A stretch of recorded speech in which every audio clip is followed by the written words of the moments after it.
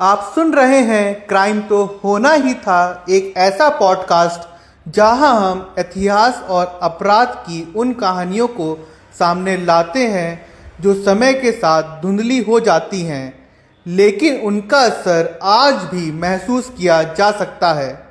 आज की कहानी एक ऐसे व्यक्ति की है जो कभी राजनीति में आना ही नहीं चाहता था। एक ऐसा इंसान जिसकी जिंदगी एक साधारण पायलट की तरह चल रही थी, लेकिन हालात ने उसे भारत का प्रधानमंत्री बना दिया। ये कहानी है राजीव गांधी की।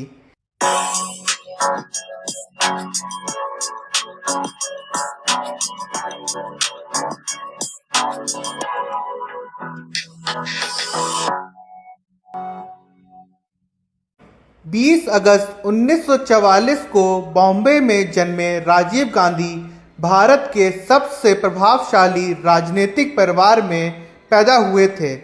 उनके नाना जवाहरलाल नेहरू भारत के पहले प्रधानमंत्री थे और उनकी मां इंदिरा गांधी बाद में देश की प्रधानमंत्री बनी।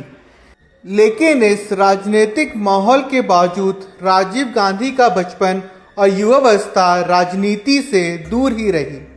उन्होंने अपनी शुरुआती पढ़ाई देहरादून के दून स्कूल से की, जहां उनका स्वभाव शांत और अंतर्मुखी माना जाता था। उनके शिक्षक और दोस्त अक्सर बताते थे कि राजीव गांधी को भीड़ से दूर रहना पसंद था और वह हमेशा एक साधारण जीवन जीना चाहते थे। इसके बाद वह इंग्लैंड गए, जहां उन्होंने कैम्ब्रिज यूनिवर्सिटी में दाखिला लिया, लेकिन अपनी पढ़ाई पूरी नहीं कर पाए। बाद में उन्होंने एम्पीरियल कॉलेज लंदन में भी समय बिताया, लेकिन अंततः भारत लौट आए। भारत लौटने के बाद उन्होंने इंडियन एयरलाइंस में एक पायलट के रूप में काम करना शुरू किया। उन्हें उड़ान भरना पसंद था, मशीनों के साथ काम करना पसंद था और वह पूरी तरह एक निजी जीवन जी रहे थे।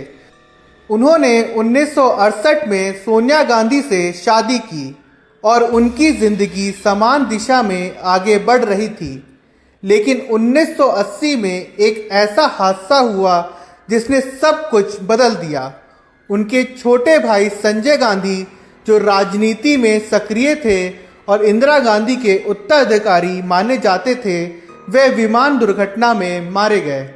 इस घटना के बाद इंदिरा गांधी के सामने एक बड़ा सवाल खड़ा हो गया, अब उनके बाद राजनीति में कौन आएगा। इंदिरा गांधी ने राजीव गांधी को राजनीति में आने के लिए मनाया। शुरुआत में राजीव गांधी इसके लिए तैयार नहीं थे। वे जानते थे कि राजनीति का मतलब सिर्फ शक्ति नहीं, बल्कि जिम्मेदारी, विवाद और खतरे भी हैं। लेकिन परिवार और परिस्थितियों के दबाव में उन्होंने आखिरकार 1981 में राजनीति में कदम रखा। उन्होंने अमेठी से चुनाव लड़ा और सांसद बने।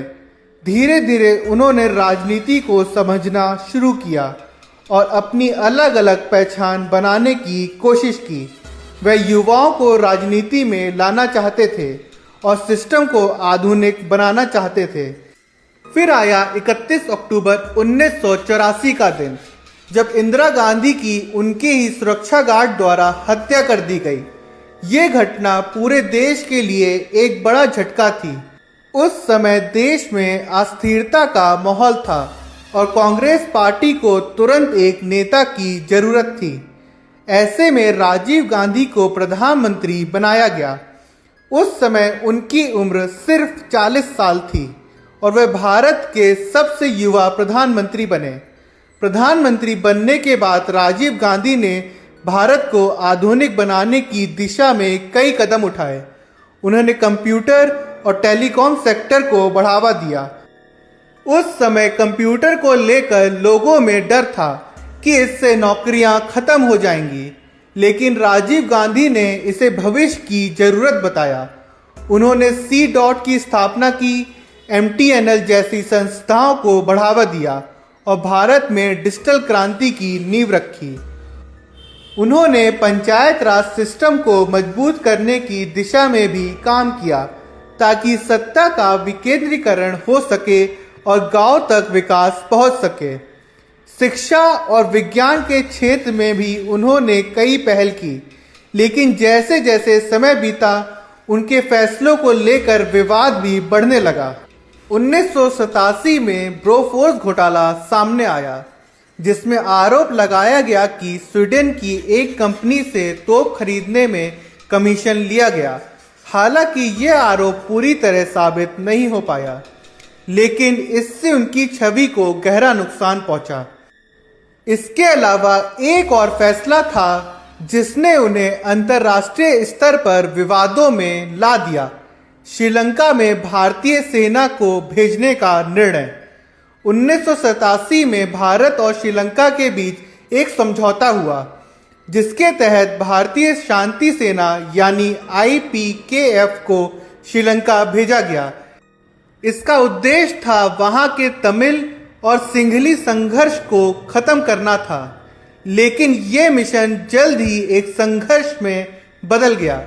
भारतीय सेना और LTTE के बीच सीधी लड़ाई शुरू हो गई। LTTE, जो तमिल अलगाववादी संगठन था, उसने भारत को अपना दुश्मन मानना शुरू कर दिया। इस दौरान कई भारतीय सेनानी मारे गए और भारत के अंदर भी इस फैसले को लेकर विरोध बढ़ने लगा। LTTE के अंदर राजीव गांधी के प्रति गहरी नाराजगी और नफरत पैदा हो चुकी थी। 1990 में भारत ने अपनी सेना वापस बुला ली, लेकिन तब तक हालात काफ़ी बिगड़ चुके थे। राजीव गांधी 1989 का चुनाव हार चुके थे और अब विपक्ष में थे, लेकिन 1991 में वे फिर से सत्ता में आने की कोशिश कर रहे थे। उन्हें नहीं पता था कि उनके खिलाफ एक खतरनाक साजिश रची जा चुकी है, एक ऐसी साजिश जो न सिर्फ उनकी जिंदगी खत्म करने वाली थी, बल्कि भारत के इतिहास में एक काला अध्याय जोड़ने वाली थी।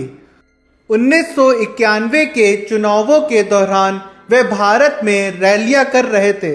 हर जगह भीड़ उमड़ रही थी, लोग उन्हें सुनने आ रहे थे और वे फिर से प्रधानमंत्री बनने के करीब लग रहे थे। लेकिन इसी दौरान कहीं दूर एक प्लान तैयार हो रहा था। LTTE ने फैसला कर लिया था कि राजीव गांधी को जिंदा नहीं छोड़ा जाएगा। कौन थे इस साजिश के पीछे लोग? कैसे बनाई गई ये योजना? और कैसे एक आम चुनावी रैली एक भयानक हादसे में बदल गई? इन सवालों के जवाब मिलेंगे अगले एपिसोड में। तब तक के लिए सुनते रहिए पॉडकास्ट क्राइम तो होना ही था। मैं आपका होस्ट कौशिक अब आपसे अलविदा चाहूँगा और चाहूँगा कि मैं इसका दूसरा अध्याय जल्द ही लेकर आऊँ।